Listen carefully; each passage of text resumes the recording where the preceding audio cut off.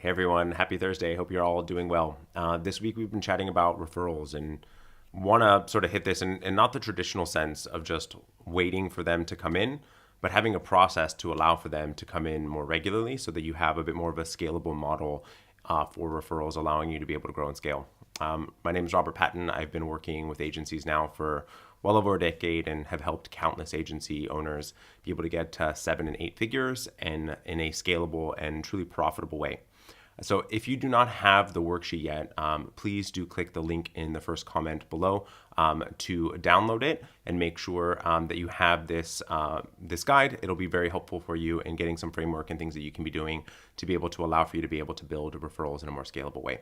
So the first thing that I wanted to chat about is the vast majority of agency owners are very uncomfortable asking. The thought of asking for referrals kind of really makes your skin crawl, right? That it makes you feel uncomfortable when you're having that conversation. You're not really sure how to do it. And you think that you've overstepped the line and that really doesn't really work with prospects and with clients, I should say, that when you're asking for referrals and it feels very odd and it doesn't feel very natural and you're not really sure how to go about doing it.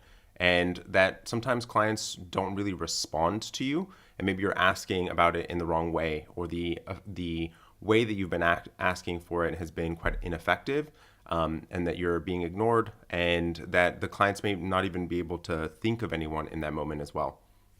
And that you've never really had a good referral, something that happens quite a lot. And the thing that can happen is that one, they can't think of anyone. It's often sort of outside of the scope of the business that they're actually working with. So they don't really have an understanding of who your ideal client is in the first place, or who they're referring may not be a good prospect.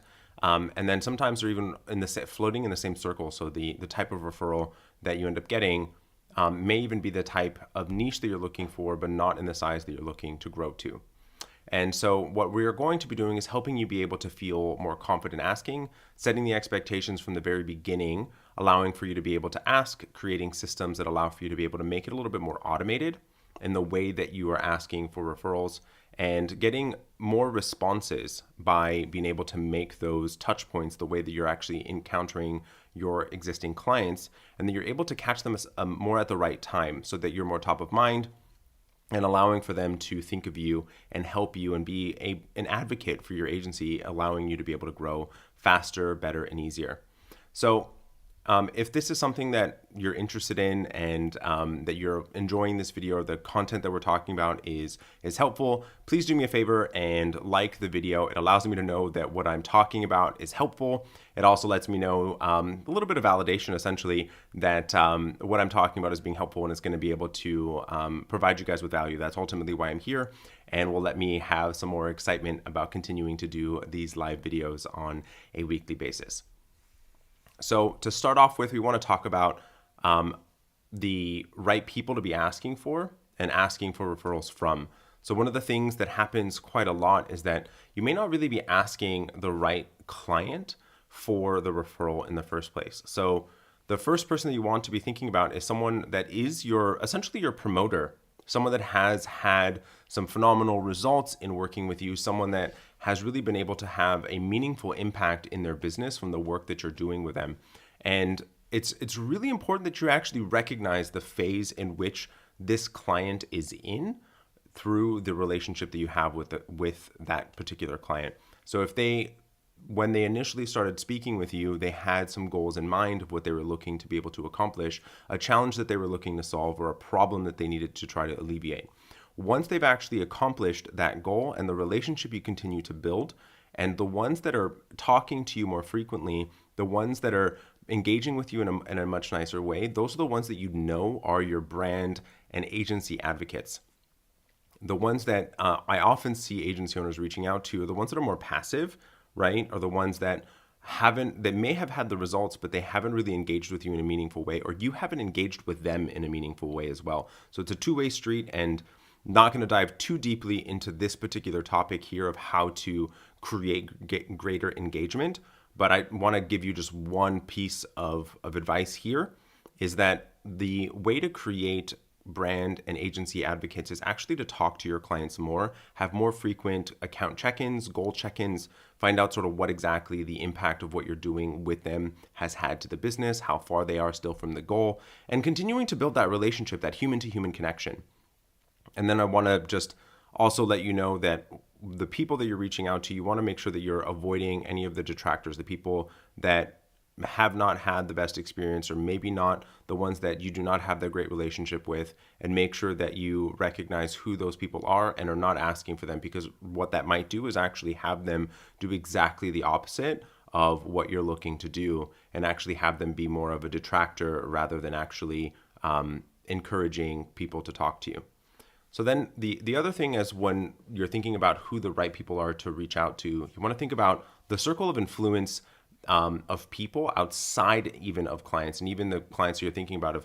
Think about other businesses potentially that have, and I talk about this in a lot of different contexts, but this is specifically important because the networking components and the ability to be able to have people at the points of decision that have a lot of influence, and potentially be able to even have some crossover and borrowing from the authority that person has, that brand has, that consultant has. And there's tons of people that are targeting and working with your soulmate clients today that you should be able to be talking to, having that conversation with, being able to provide their clients with value, provide them with value, and have that symbiotic type relationship for it, right? So think even for other agencies. And I think that this is unfortunately something that happens a lot in this space, is that every agency thinks of other agencies as a competitor.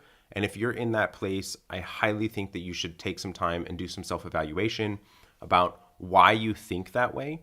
And the more frequent reason why is that your agency hasn't differentiated itself enough in this space, and that you sound like every other agency. And if that's the case, then you need to look at what it is exactly that you're doing, who you're targeting, how you're differentiating yourself, because this is really important. Because agency partnerships can actually be huge benefits. From a design agency working with a PPC or digital agency to a branding agency, being able to look at people that are able to actually have had that relationship with them, to products, to other services that are parallel to what you do, and being able to actually help promote your agency and bring clients in quite more of a significant way, and a bit more of a scalable model when it comes to referrals as well. The best piece of this is that it's free, right? You don't have to pay for this, aside from actually having a relationship with someone that, ideally speaking, you enjoy doing in the first place, is actually having relationships with people. And the vast majority of agency owners that I talk to are really friendly, fun people. And if you utilize and actually think about and have relationships with people in the space, you will be in so much better of a place.